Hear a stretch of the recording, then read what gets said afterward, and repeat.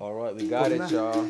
We in here. My brother, Mestre Versatil. Yes, sir. Always Thank good. you. Thank you. Welcome, y'all. I'm here just interviewing my friends, people who I'm very interested in and have a great story to tell.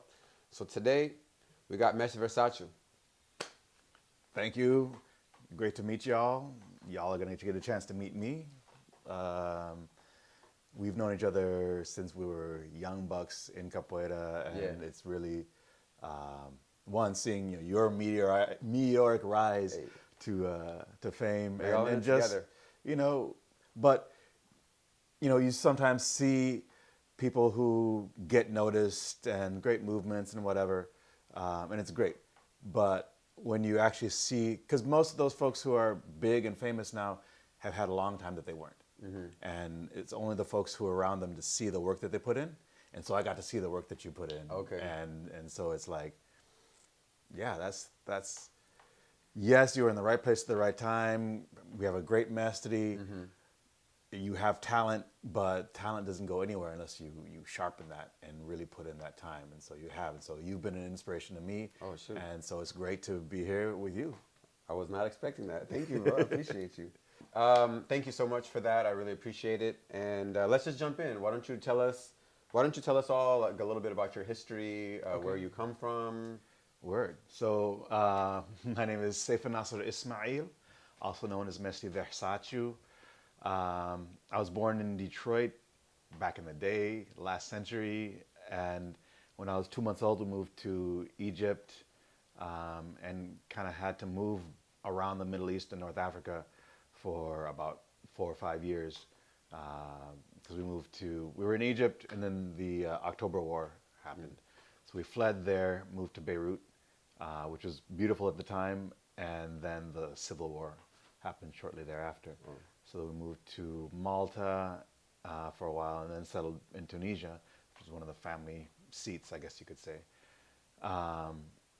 And at that time, my parents separated, so my father was back in the U.S. doing work and sending munitions back to the family in Tunis, and it wasn't getting to us. So we ended up having to go door to door, and And you were how old at this time? this was like four. Oh, wow. Yeah. So myself, my brothers and cousins would go with our youngest uncle, who was my brother is 12 years younger than I am. My uncle is 12 years older than I. So it's that age gap. And so he was the one who had to watch the shorties because he was the youngest of his brothers. And so he would take us around, and we just go door to door, and the neighborhood kept us fed. Wow. But coming back to the U.S., my grandparents had heard about what happened, and they kind of blamed my father. So they basically snatched myself and my mom away from my dad and my stepmom, took us back to Detroit, um, and that's kind of how I came back to Detroit at around like 5 years old, and then had to start learning English. Actually, they put me in this school that was like bilingual English and Swahili. So what language were you speaking primarily at this time? Primarily Nafusi and Arabic. Nafusi is the Berber language that's spoken in Tunisia, and then um, Arabic, mostly Tunisian Arabic and Lebanese Arabic, probably some Egyptian Arabic, because more of my family speaks like Egyptian and Lebanese than Tunisian. Okay. Damn, that's crazy, bro. Yeah. I mean, I knew you had a story, but I don't know if I got those details before. And you can't always get those details at the end of a hoda. True. You gotta like sit down with people and talk or travel with them, And we've traveled together quite a bit. How did you get started in capoeira? So I think a lot of that has to do with my parents. They were very much activists in the real term as far as um, really trying to find ways to change things. They were part of the Panther Party. So for them, it wasn't something performative, but it was something that you had to prepare, plan, and then be active with as far as getting folks fed, getting folks educated. And so they're both in the martial arts. And they both did Tai Chi Chuan. My father also trained Wing Chun and taught at a school that he had in Detroit. And so I grew up with martial arts on both sides, and regardless of who I was with, I had to train. There was not a choice. Sometimes there was a choice in what to train, but I just grew up training martial arts. You know, you wake up, dad takes you out to the park, and it's 4 a.m, and you've had some tea, and now you're balancing on one leg for an hour. Okay, so you had like some Shaolin. Yeah, no, it was definitely Black Shaolin. Actually, Black Wu-Tang. And this is in Detroit? This is in Detroit and Nashville. My father moved to Nashville, and so I would go out and see him during the summers. I'm just imagining this right now. You're over there in the middle of Detroit in a horse stance. No, for real. Yeah. Like this was back when we used to watch the Muppet Show. Yeah. And I loved the Muppet Show, so when I was with my dad, I'd ask him to see it. He's like, "Well, how long is it?" I'm like, "I think it's 30 minutes." I said, "Okay, you do your horse stance for 30 minutes, and then you can watch the show for 30 minutes." I was like, "Okay." So I would be in my horse stance for 30 minutes at like 7, 8 years old. Wow. And then watch the show. And then 10 minutes later, the news, he'd switch to the news. I was like, wait a minute, we were watching this stuff. You know, it's news is important. Yeah. Well, But so with parents like that, yeah. also very much having a connection to Pan-Africanism. You know, my mom would take me to see West African dance, any opportunity there was, all these ethnic festivals that we used to have in Detroit at the riverfront. We used to see Alvin Ailey Company when they would come through to Detroit. So when I came to LA, a few months later, Mestre Edna Lima came for the World Shotokan Karate Championship. She's like a master of Shotokan Karate as well. And while she was out there, she gave one demo of capoeira and Afro-Brazilian dance, and then a whole bunch of workshops. And my best friend Mance Pirulito, who you know, who lives in Japan. Yeah. So we all took that. We went to that first demo. We took that first class and we just followed her around because it was like seeing capoeira for the first time. Yeah. It was so blatantly African. Like it was just undeniable. And it was also like as a martial art, so elegant. Okay. Like, and you've trained other martial arts, and you know we learn how to attack, and we learn how to dodge, usually blocking and then escaping, and then counterattacking, and it's usually 3 different steps that, as you get better, as you grow in the art, you refine those until there's almost no spacing between those steps. Whereas in capoeira, there's an attack, and your escape leads directly into the counterattack, and that smoothness, that flow, is something that is so central in capoeira, and it made just so much more sense to me as far as we start with that. That's what we start to engender, rather than routines and katas that you then refine over years till you get to that point. And yeah, I just fell in love with it. I continued doing my other martial arts, but I continued training capoeira, and I think 7 years into it, I got my first belt, because I would go back to Detroit and be at home over the summers during summer break, and that's when the batizado, the graduation ceremonies, would happen. Yeah. So I never actually, you know, when it was time for me to have my first belt, I just wasn't there, and so 7 years later, I got the first belt. Yeah. It was at Mestre Versatile's event in Palo Alto. So that was like even before, were you training before Batuki was even formed as a group? Because Mestre Ame and Mestre Versatil created a capoeira Batuki together. Yes. I don't remember what year it was. I don't remember offhand, but we were capoeira Batuki when I started. Oh, okay. And Mestre Versatil and Mestre Ame were both running the group. Okay. And so that's because of that, we had, like, you could have an event in LA, you could have an event in Palo Alto or Stanford area, and it was all Batuki. Yeah. What were those events like for you? Like, it was crazy. To remember, you know? Because, you know, Latif right now is in Bahia, and he just took a picture with Mestre Edson Escoval, who was my first padrino. Okay. And back then he had long braids and super acrobatic, and there were just a whole bunch of big brothers, like, who, amazing dancers, amazing movers, but also brutal and efficient fighters. Yeah. And to see them with that level of power and that level of control, it was really, it was motivating. And it also, you know, you see martial arts movies with Asian folk, you see martial arts movies with yeah, mostly Asians, and then the market expanded to where you see more some white folks doing martial arts on in movies and such. Yeah. But we never really saw black folks doing it except for like Jim Kelly and some folks who are kind of in that crossover between black exploitation and, Yeah. and martial arts films. So to see an Afrocentric martial art with these brothers who are again unapologetically Yeah. black, it was the first time seeing just this big gathering of folks and a lot of Americans wanting to learn and being just as motivated. Yeah. Man, I felt that because I first saw a demo when I was like 8. And later on I found out it was Mestre. It was at the African Market Festival that you know, remember we used to have Yeah, those yeah. like every summer. And I was just like running around, and then I saw it was like, I don't know, 5 or 6 just dark dudes with locks Yes. throwing crazy kicks at each other, Yes. and I was like, damn, I want to do that. Yeah, Like, yeah, I was like, yeah, I already knew. I was like, I'm gonna do that, you know. Yeah, As soon as yeah. I found, and then you know later on I found a class, but yeah, I can relate to that for sure.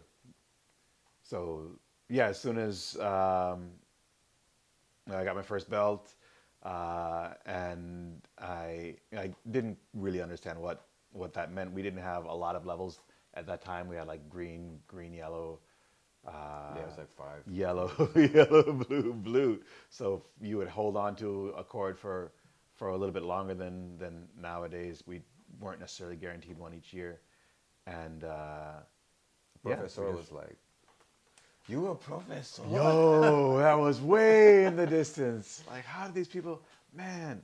Now a professor would be lucky if they get a free shirt. Sorry, y'all. Yo, it's We true. just started later. What can It's we true.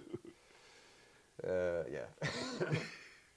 Just more now. Yeah. Well, yeah, it's interesting But because it's great with the expansion. That Yeah. means that the art expanded. There's more people doing it. yep, people are like representing. Like I mean, I'm from Detroit.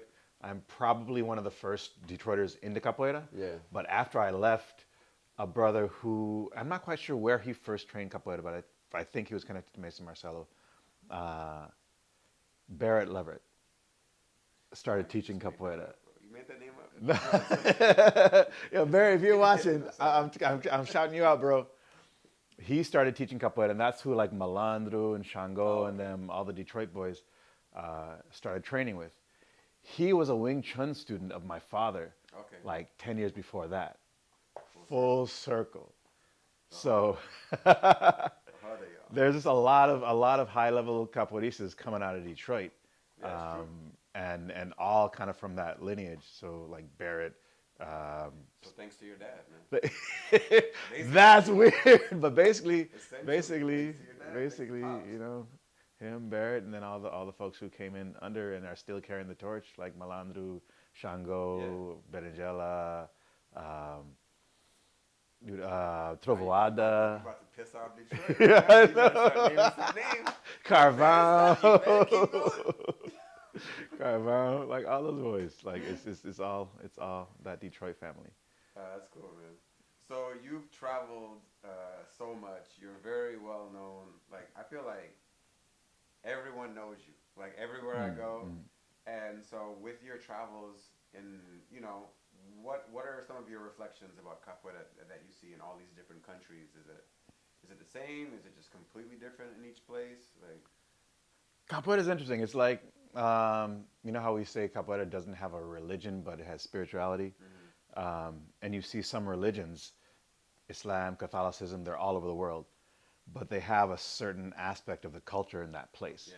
So, you know, you go to South America and there is a lot of indigenous thought and iconography that blends into the Catholicism.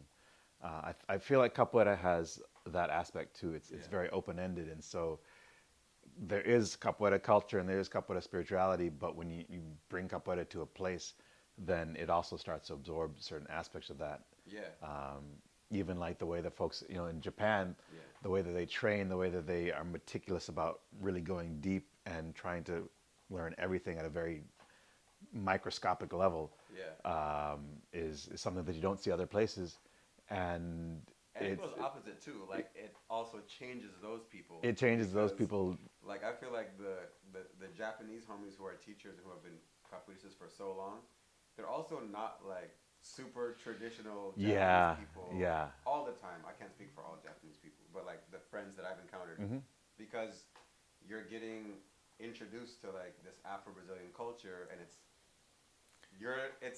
you're taking parts of that too. totally, Yeah. totally. But yeah, I And, completely see what you're saying.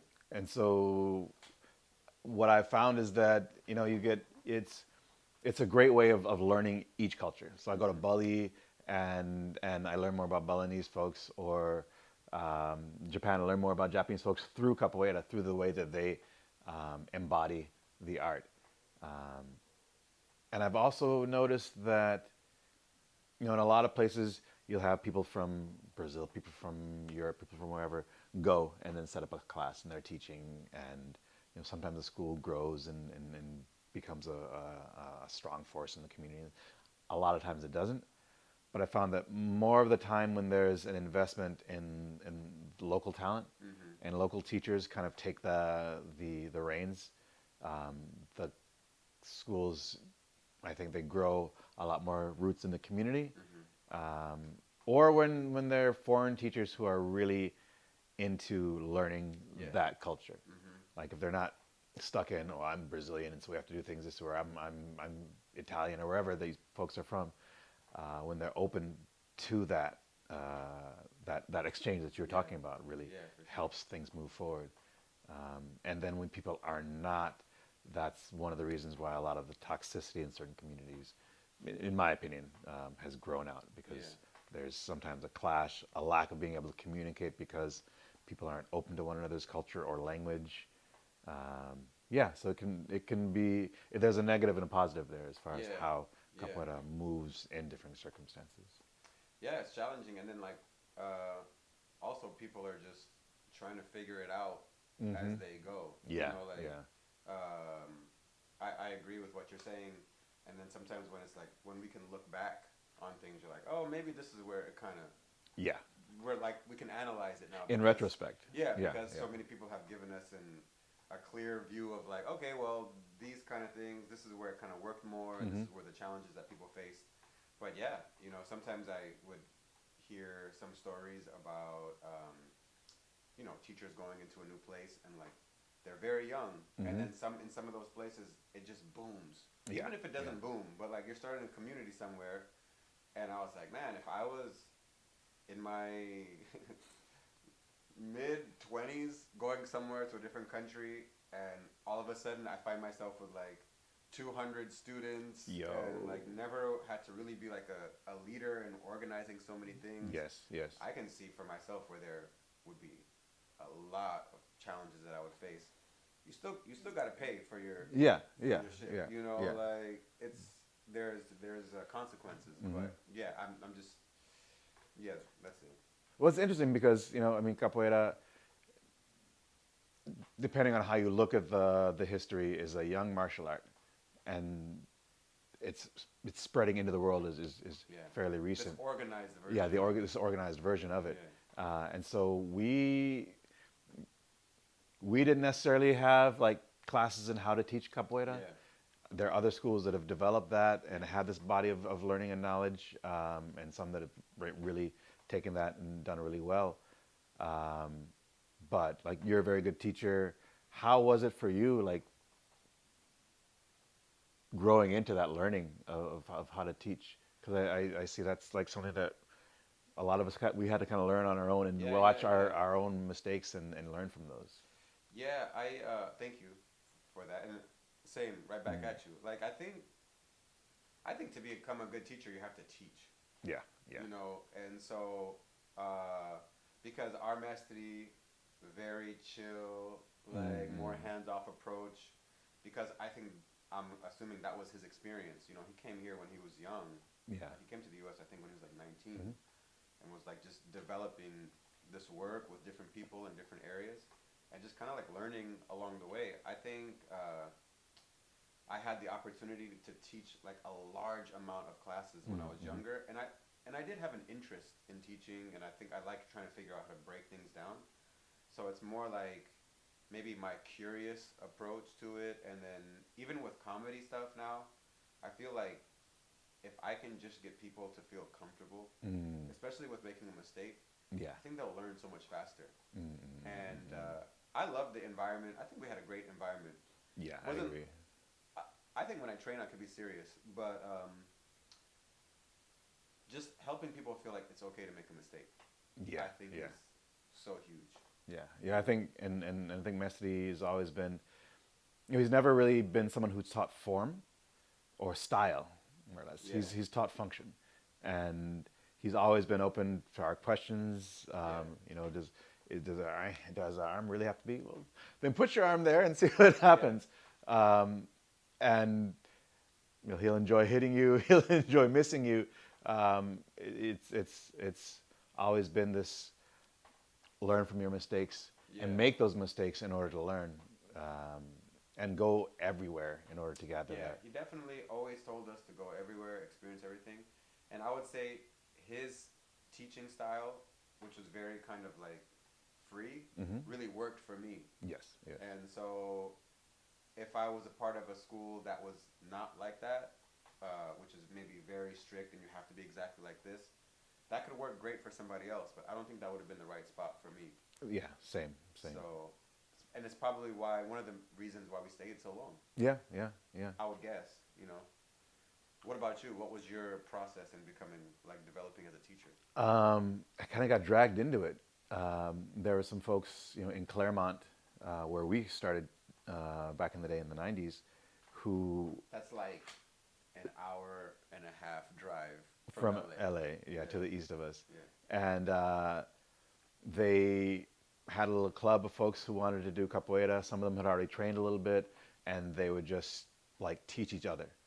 And a friend of mine who also started around the same time we did dropped into one of their sessions, and he's like, "Yo, you should come through, visit, check it out. It'd be cool to have you around, and I'm sure like the folks would love to meet you." hmm, So I'll go out and take that drive, and just kind of get in the cipher of the class where one person teaches one thing, and then I teach another thing, and somebody else teaches another thing. But afterwards, they were like, "Well, you know so much. Could you run a whole session for us?" yeah, I was like, "Okay."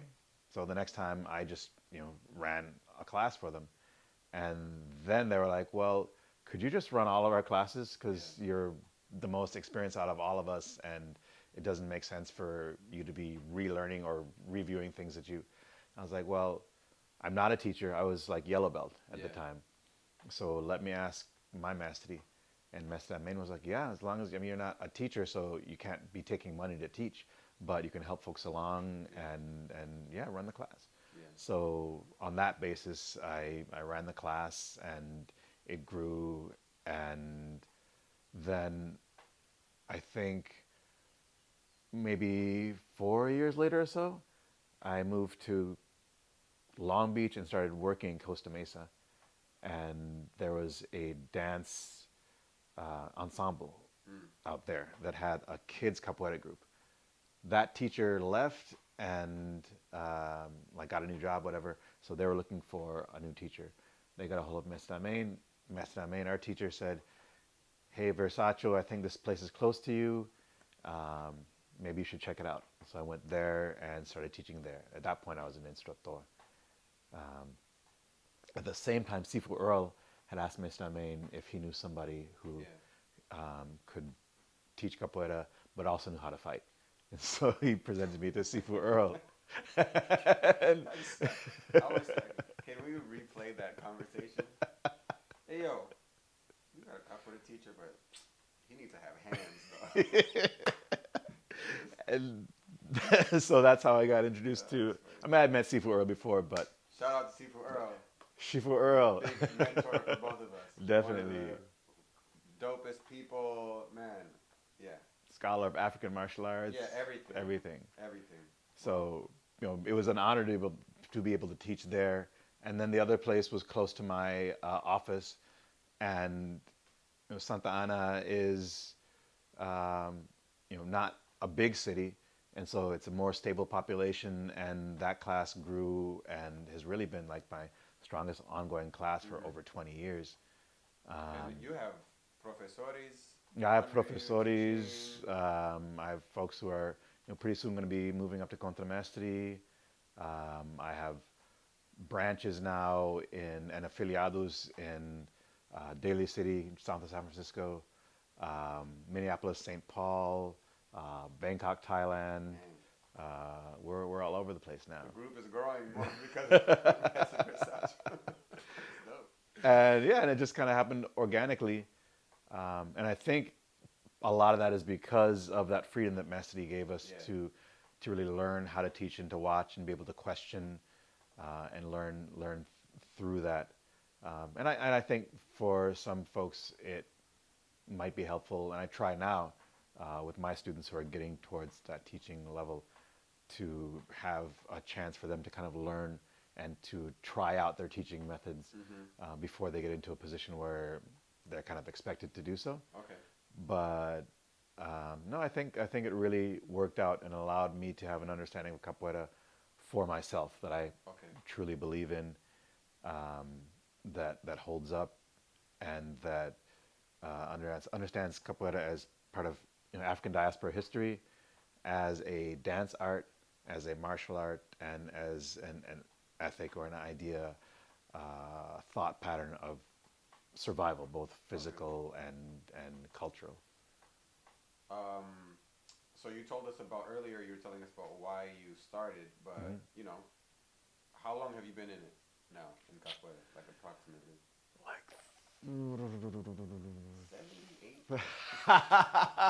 Like 32, almost 33 years. I started like 91, late 91, early 92.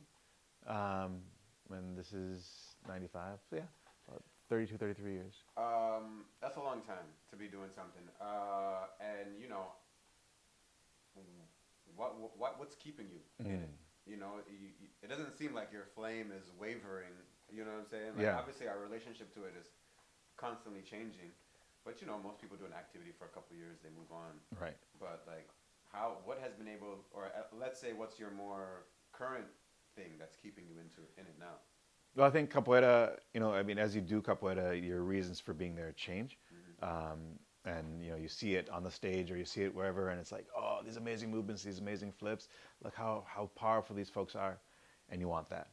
And then you get into how it feels in your body and in your spirit and the community, and you're like, oh, this is something that teaches us how to be in a community and to move and to treat one another, to take care of ourselves, and then I want that. And then you start to understand how that connects to maybe organizing, maybe education, physical fitness, and exploring all of those aspects, as well as, you know, growing up in the Middle East in the early 70s was not a safe place, and there's a lot of trauma. Being in civil wars, lots of trauma.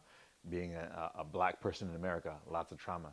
So as I started dealing with my trauma, going to therapy and finding out and trying out different aspects of like dance therapy and movement therapy, I started to notice that these cultural therapy modalities have a lot in sync with capoeira, as far as they make you think about yourself or feel into yourself as you're moving. There might be structure, but there's also freedom, and how that is read by other people is important, and you're able to get that feedback. And so I realized that capoeira can be very, very therapeutic. And I was like, well, how would it be if we use it as therapy? So I started doing research and found out about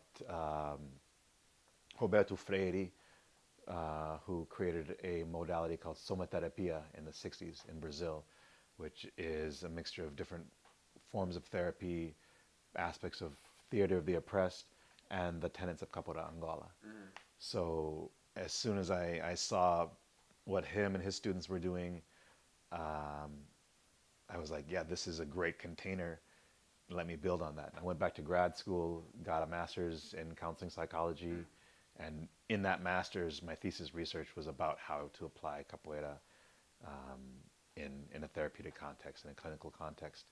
And I built my own modality, scaffold on top of somatherapia from that. So I have been, yeah, doing that as a service for clients, individuals, couples, groups, and it's really allowed me to see one, like clinically how the tenets of capoeira apply, but also reflexively the things that I need to be aware of as a capoeira teacher that make me more professional and more caring and more understanding for my students and more effective for my students um, from having that clinical experience. Yeah.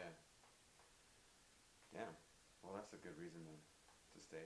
Yeah, it's in that way it's transformed my life. Yeah. It's transformed the way that I understand capoeira, and in many ways that's allowed me to, I don't think necessarily transform capoeira, but widen the rubric of what capoeira can be used for, or maybe just apply it in ways that it has been used for, but maybe hasn't been as elevated or understood. Okay. And then you also are very active in, like the political space. And how have you been? I mean, what are your feelings about like capoeira in that space? Like, how does that work for you?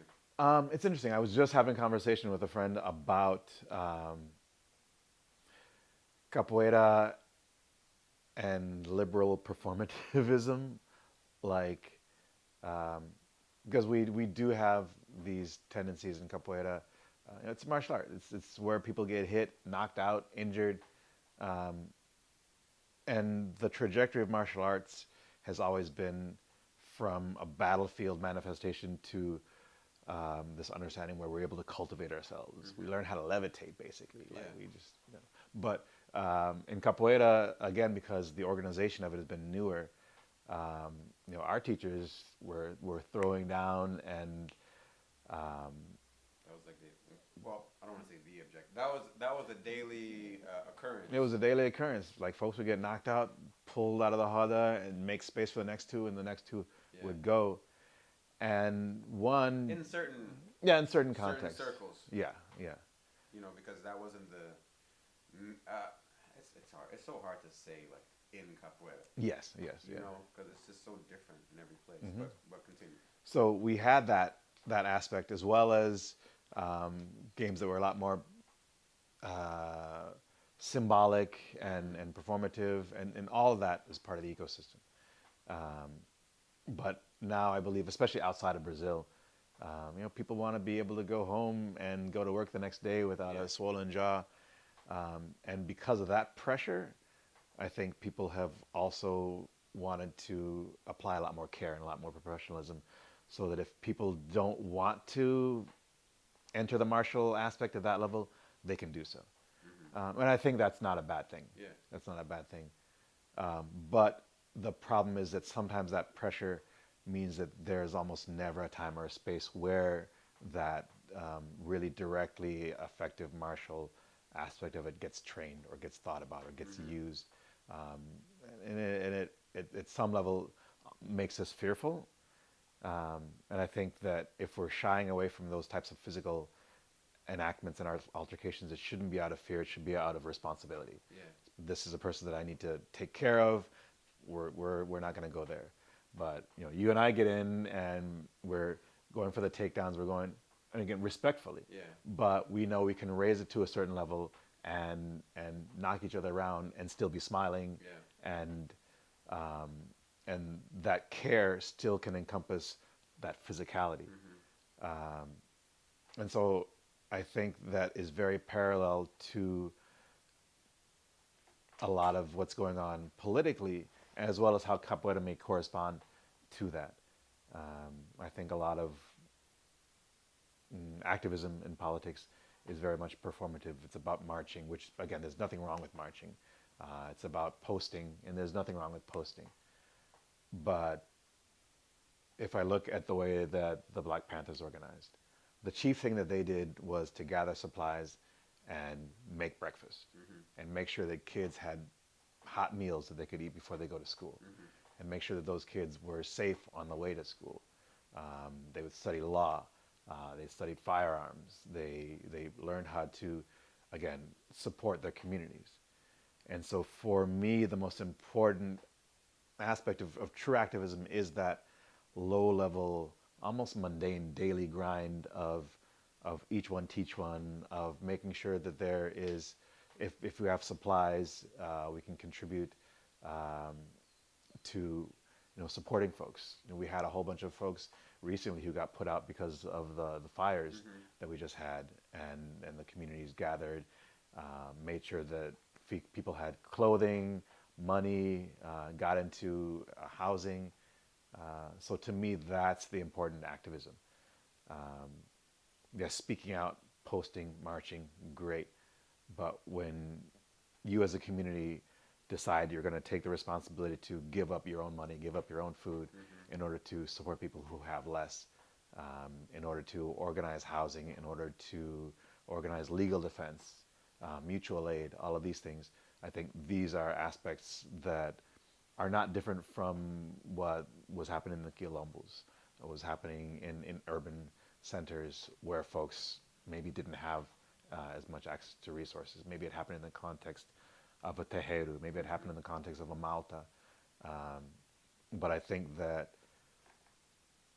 human to human interaction is the important piece, more so than the get out on stage in front of a bunch of people or walk down the street and shout or carry signs. And I really believe that putting your body in spaces, that engagement, that being willing to push people in the game as well as morally is really important. Okay. And I guess that's where I tie my ethic as well as my methodology, both within capoeira and in politics or in organizing. It's really about tying people together. Oh. Have you ever thought about quitting capoeira? Woo! No, I mean, I've thought about, like, as I get older, as I have more limitations, as, like, if I ever have kids, I don't have the best knees. So even now, the way that I play, I used to flip. I used to be a lot more physical. Now I feel like I'm a lot more tactical and hidden, and like would prefer to trap people rather than just go out and bang. And so I realized that at some point in time, we've all had it where we can't walk because of some knee injury, or we injured a foot, broke a toe, whatever. But something like that could happen where your hip's not working properly, or you've got to get a surgery, or you're just not in the place where you can be as physical. And so what do I do? I don't think I could stop capoeira. I think I would still be in the community. I think I would still be playing music, teaching classes, just not as physically. But I do imagine, like, as that comes to the point where I'm just sitting in a chair and calling out what the students need to do, or watching my students run classes and just be there consulting, telling stories. What is that? Like, what is it that is like? And I feel you. I mean, because sometimes, and not to say that I always have to label everything, but I just kind of like to try to think about things like, oh, why does it feel so good? Like, is it like feeling needed, or just like, I mean, is it this crazy technology that will just like keeps getting passed down? But for some of us, it's just like, even if you take a little break, you're like, damn, when you go to a roda again or something, it's right there. Yeah, it's right incredible. there. Yeah. So I can't conceive of it. I can't conceive of really any part of my life since my 20s without capoeira. Yeah. Too much of it has changed because of capoeira. Even my connection to other forms of martial arts and other forms of dance, be it house, be it hip hop, be it Muay Thai. It's basically, since I started capoeira, it's occurred within the envelope of what I do in capoeira. again, that speaks to how open-ended capoeira is as an art or as a cultural manifestation, I think. Yeah, and maybe it doesn't need to be labeled, you know, because I heard something just the other day. It was like to label something is to limit it. Yeah, You know, it's yeah, like yeah. it's beyond a label. It's just dope. Well, I guess that's a label too. But it is Just dope, what it though. It is what is, it is. though. For real. Man, you have any messages you want to leave us with? I mean, we're definitely gonna do this again, but you know, just the first one. Yeah, word. I mean, I'm happy to have been able to finally, because we've been talking about this for a minute, A minute. and you know, you travel, I travel, Yeah. work gets hectic, and you know, we're about to go on another trip. Yeah. You know, Japan, y'all. Japan, we come in Asia, Yeah. and that's really one of the best things about capoeira is that as you grow, as you're known, um, you start meeting people who want to bring you places. Yeah. And you know, I think we both had the crazy, privilege man. of being taken to Japan, Yeah. and they support us there and treat us so well and love the classes that we teach. And you know, I love going off season and taking Yoko's classes and training with her. And I think that there's always an opportunity to go someplace and train. I went to Vietnam a bit after you had been there and got some connects. Didn't tell folks who I am, didn't tell folks my rank. I just went and took class. Oh yeah. I like And that too. it's so much fun to be able to go where nobody knows you, and you don't walk into a space with your rank first. Yeah. You just walk in, see what's going on, and learn. And if people want to learn from you, that's great. They don't have to. Even now as a Messi, I don't expect to be invited or be hosted at a place. If an event is happening, I'm going to go to that event on my own dime and learn, hang out with my friends, and that's it. 'Cause we all have to pay these expenses to set up events. You know, it's not. I don't think we can necessarily take for granted that because of our rank, we must then be hosted or must be Yeah. held at this certain level. I'm a fan. You know, I'll go to one of the instructores classes at Batuki or someplace else where I'm visiting. Sometimes I won't. Sometimes I'll sit there and spend the whole bachillerato watching classes. Like, oh, that class is dope. Yeah. And I'm taking notes, but I'm old as well, so I also know what classes physically I might not want to get into, and others that's wisdom. it is. It's wisdom. It's wisdom. So it's that balance. But I love going places and just meeting folks. Yeah. And I think that's how I've gotten my notoriety. People invite you back because of how you behaved, It's how you how play. you make them feel too, man. Yeah, Like, totally. you're not a stressor Yes. on them. Yes. It's just like, oh, he's gonna bring good energy. Yeah. Yeah. And a cool thing about people not knowing your level is when you play capoeira with them, I feel like you really get the real capoeira Yeah. from them. Yeah. 'Cause sometimes, I mean, I understand. Like, I remember this too. Like, you're like, oh, you're a mestre, and like, you like automatically have to play a certain way, and it's just. Like, I mean, we can always be respectful, but like sometimes it's like, oh no, I wanted to see the real. Like, I didn't want to see this version where you're like too worried about making me mad or something like Yeah, that. yeah, definitely. When somebody wants to take you out and they just do it, it's so nice. Because then, I mean, if yeah, if it's clean, you know. if it's clean, if not it's like clean, some rude, if it's clean, there's no ego to it, Yeah, yeah. and then you also don't feel that. yeah, Because I don't know. I think one of the things that I found getting to this level, you know, we get into contra mastery, and the percentage of energy in attacking or doing our movements changes. It goes from maybe like 80% really putting it out there, Yeah. and then 20% controlling it, to 20% putting it out Yeah. there and 80% controlling it, because you're that much more responsible for not injuring a person. You're that much more capable of harming a person, and it gets tiring sometimes. So when a person isn't hesitating, it doesn't mean I have to take less care, but it usually means that I'm able to commit a bit more to the movement. Yeah. Or when I play somebody like who I grew up with, then I can really put it out there and expect that they're going to get out of the way, as they are when they're able to play with me at that level. And I don't know, it's just so much easier a game, even though mentally it's going to be more difficult because we're having to play all this four-dimensional chess with each other, but energetically it's just so much lighter. Four-dimensional chess, yo. Put that on the capoeira shirt. Mestre Versatil. That's dope. All right, man. I think that's where we're going to end it. Okay, sir. Man, that was a good one. Thank you so much. Thank you. We'll see y'all next time. Peace.